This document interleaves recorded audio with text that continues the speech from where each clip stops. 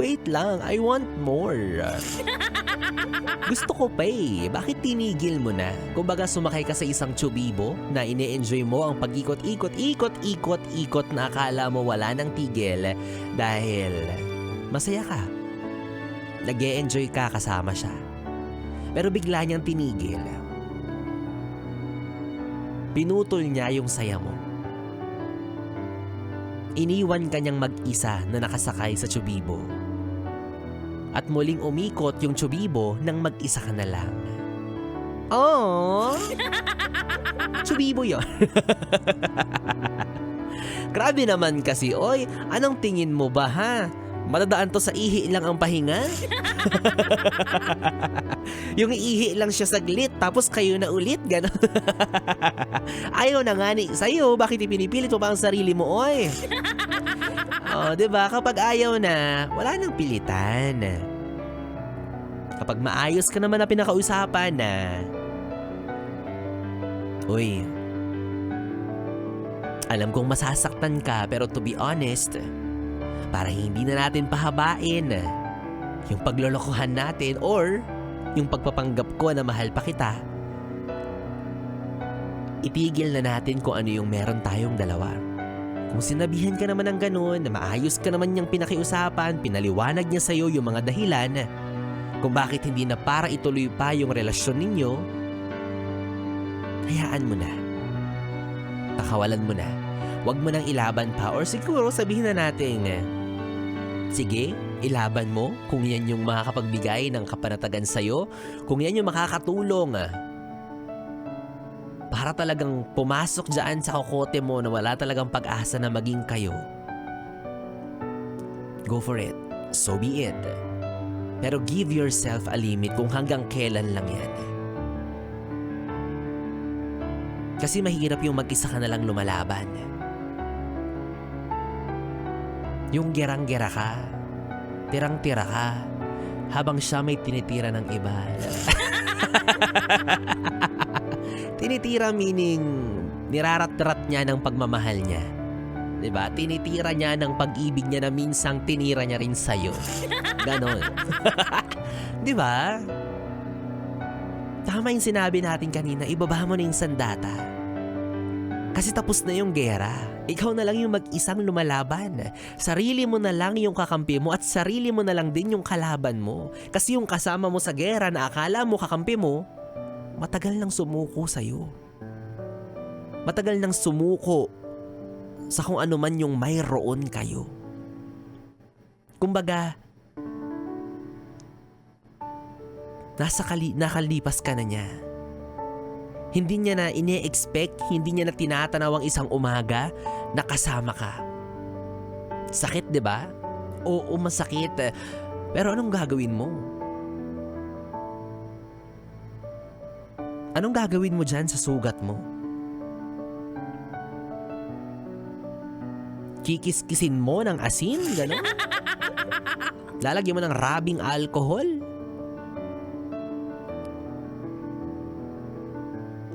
Through reminiscing your memories together, through hoping na magkakabalikan pa kayo, lalo mo lang pinapasakit, lalo mo lang pinapalala yung sugat mo.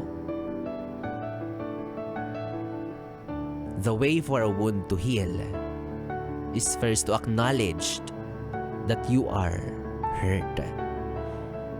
Next is gumawa ka ng paraan para gumaling yan. Tulungan mo yung sarili mo. Wala ka nang magagawa, ayaw na sa'yo.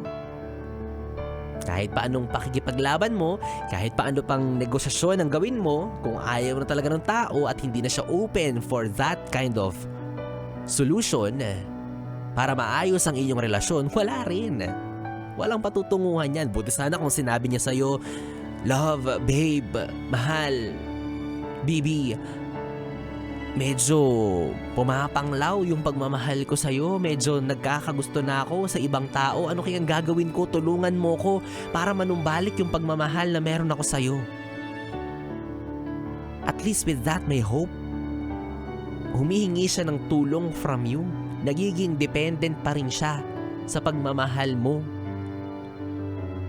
Gusto niyang mabalik yung pagmamahal na meron siya para sa'yo. Kaso sa sitwasyon mo ngayon na tinalikuran ka na niya at nagmamahal na siya ng iba, wala na yan. Kaya ikaw na hindi makamove on, ikaw na hindi makamove forward at nananatiling stuck sa isang tao na ayaw na sa'yo, tama na. Maawa ka sa sarili mo.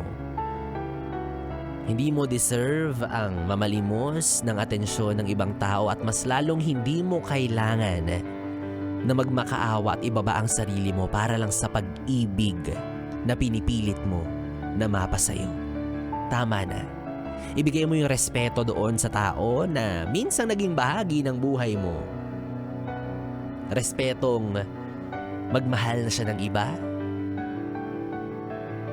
Respetong pinalaya ka na niya. At higit sa lahat yung respeto mo sa sarili mo. Kung yun na lang yung natitira.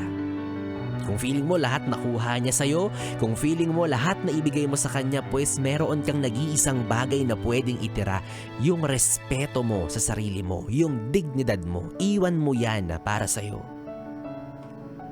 Yes, oo, hindi kita masisisi. Alam kong mahal mo kasi Dax siya. Dax yung puso niya. Tsaka Dax yung wallet, ganon. Diba? Hindi naman kita masisisi na, yun nga, you're still into that person. Pero hanggang kailan? Habang naiintindihan mo yung sarili mo, habang naiintindihan ka ng ibang tao na umaasa ka na muling magbabalik yung pagmamahal niya para sa'yo. Sa kabilang banda nandun yung tanong na hanggang kailan ka sa ganyang estado? Hanggang kailan mo ikukulong yung sarili mo para sa isang tao? Hanggang kailan mo ipagsisiksikan yung sarili mo? Tanggapin mo na.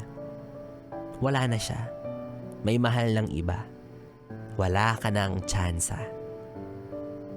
So sa puntong to, kung siya man ay nawala ng pagmamahal sa'yo, sana, di ba, ikaw ay huwag kang mawala ng pagmamahal para sa sarili mo. Diyos ko naman, niloko ka na nga. Oh. Ay, hindi pala niloko. Sorry, issue naman si Biboy.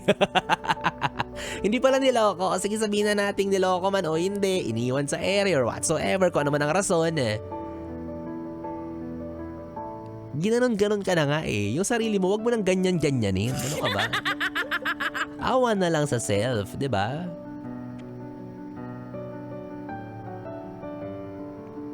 Kahit dyan man lang, mapatunayan natin na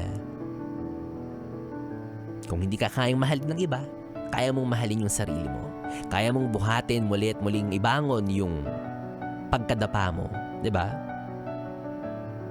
Kasi dyan pa lang mapapatunayan na natin na wala siyang natitirang pagmamahal sa'yo. So bakit sasayangin mo pa yung pagkakataon mo na makahanap ka na rin ng iba?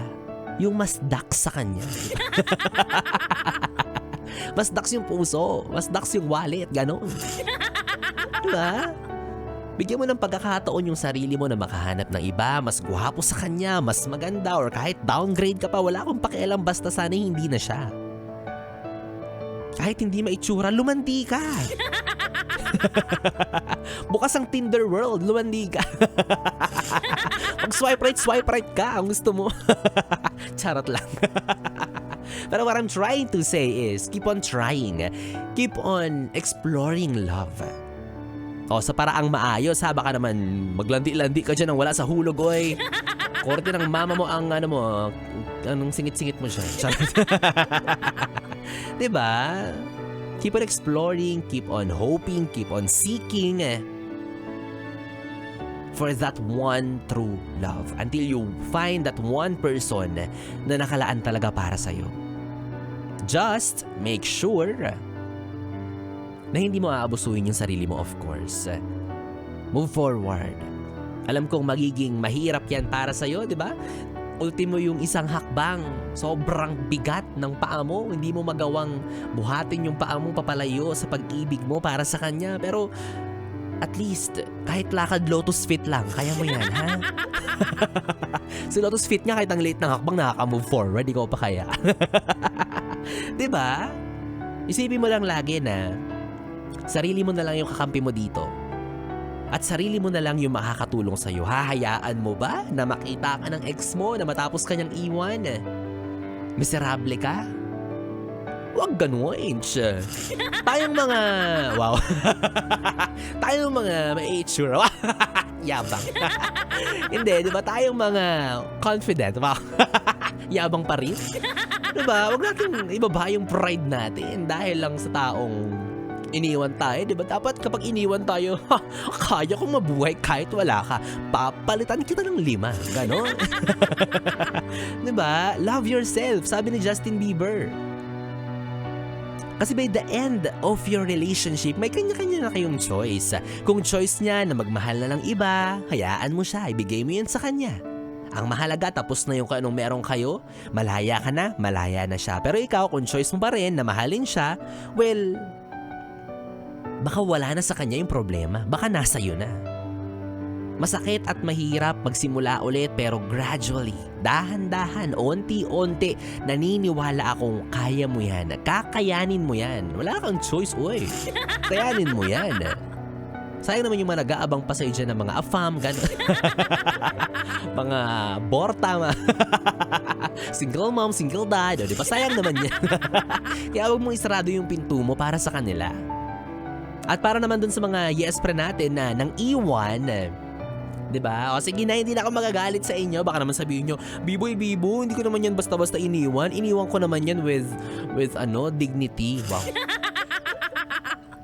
O sige na, para sa inyo, ito lang mahihiling ko.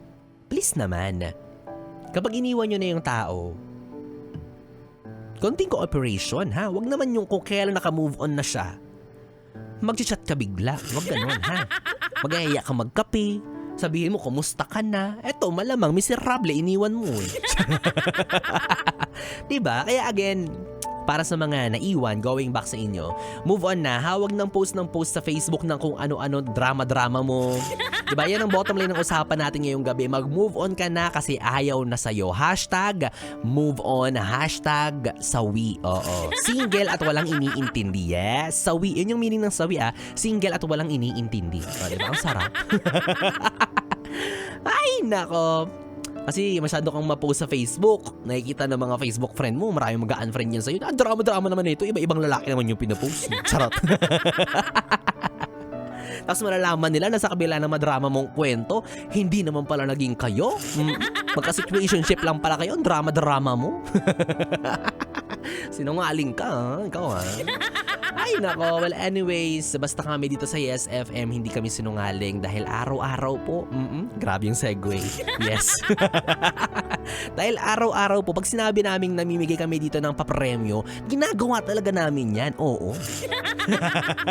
Ang yabang.